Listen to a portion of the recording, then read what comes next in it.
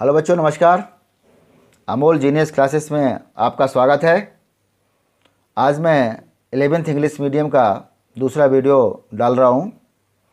पिछले वीडियो में मैंने यूनिट्स के बारे में बताया था।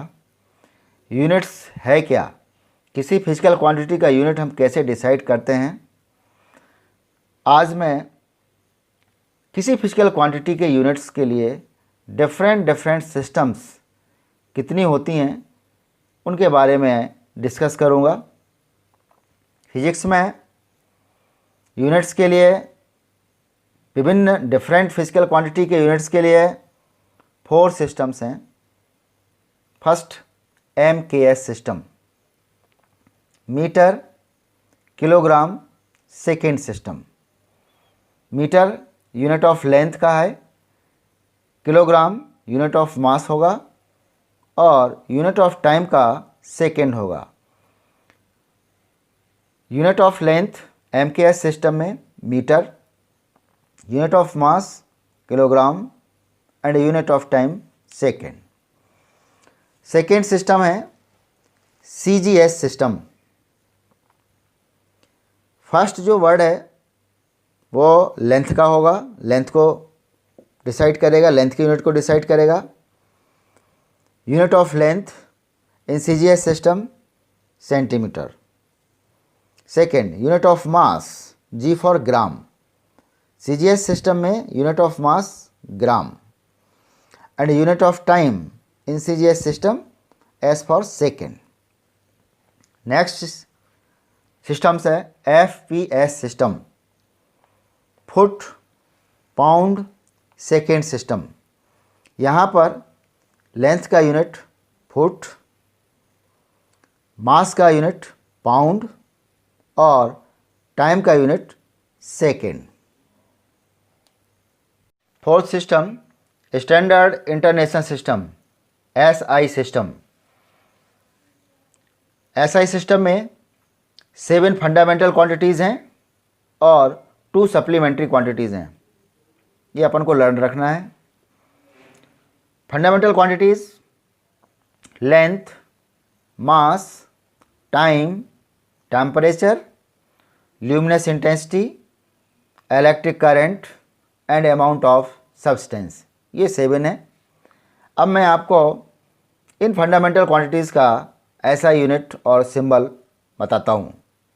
लेंथ का ऐसा यूनिट होगा मीटर और सिंबल है इसका स्मॉल m।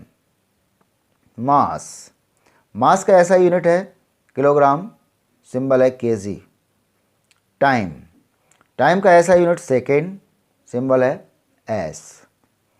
टेम्परेचर का ऐसा यूनिट केल्विन है, सिंबल है k।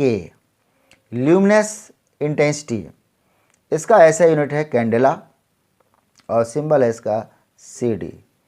इलेक्ट्रिक करंट का ऐसा यूनिट है एम्पियर और इसका सिंबल है A। अमाउंट ऑफ सब्सटेंस, इसका ऐसा यूनिट है मोल और सिंबल है MOL। Supplementary quantities, supplementary fundamental quantities या इसी को हम कॉम्प्लीमेंट्री फंडामेंटल क्वांटिटीज़ बोलते हैं। ये नंबर में 2 हैं, प्लेन एंगल या एंगल और solid angle.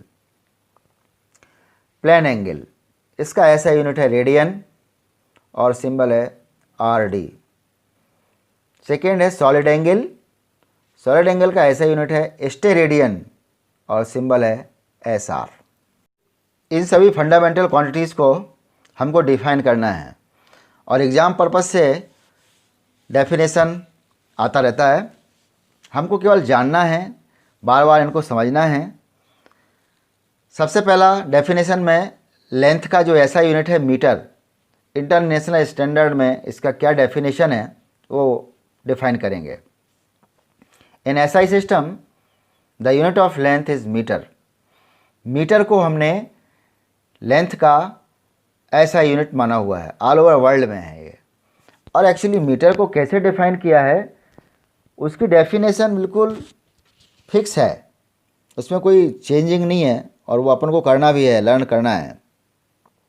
1 metre is the distance traveled by light in air or vacuum in 1 upon 2.99 into 10 to the power 8th of a second।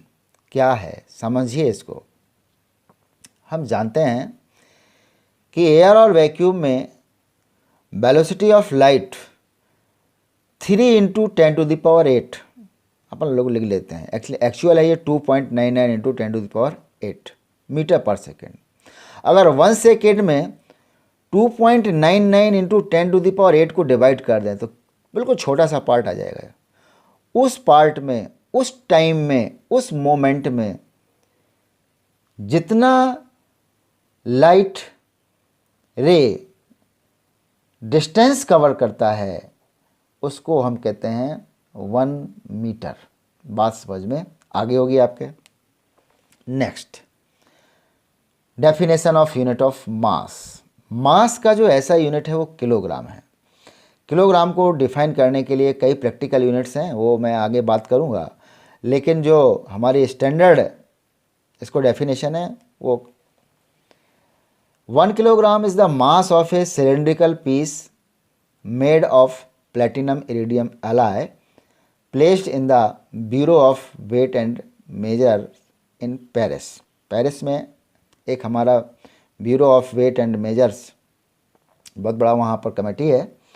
वहाँ पर हमने एक सिलेंड्रिकल पीस लिया और वो सिलेंडर किसका है, प्लेटिनम इरिडियम एलॉय का है, और उसकी जो साइज़ 1 kg की है वो प्लेटिनम इरिडियम से मिला करके हमने बना दिया है, और उसी के साइज और वेट का, शेप का तो चेंज हो सकता है, लेकिन उसी साइज का एक्चुअल वेट का हम 1 kg ऑल ओवर वर्ल्ड में डिफाइन करते रहते हैं। नेक्स्ट है definition of unit of time. Time का जो ऐसा यूनिट है वो सेकेंड है। ये डेफिनेशन एग्ज़ाम में आती रहती है, बहुत ही इंपॉर्टेंट है। इसको हमने डिफ़ाइन किया है एटॉमिक क्लॉक पर। एटॉमिक क्लॉक में जो सीजियम क्रिस्टल होता है उसके वाइब्रेशन को काउंट किया गया है। कितना एक्यूरेट डेफिनेशन सेकेंड की वर्ल्ड में मानी गई है। 1 second is the duration in which caesium 133 atom makes 9192631770 vibration in atomic clock. Atomic clock में जो सीजियम क्रिस्टल यूज किया गया है उसके एटम का वाइब्रेशन काउंट इतना होना चाहिए, 9192631770 वाइब्रेशन। जितने ड्यूरेशन में होता है उसको हमने बोला गया, टाइम को बोला गया 1 सेकेंड।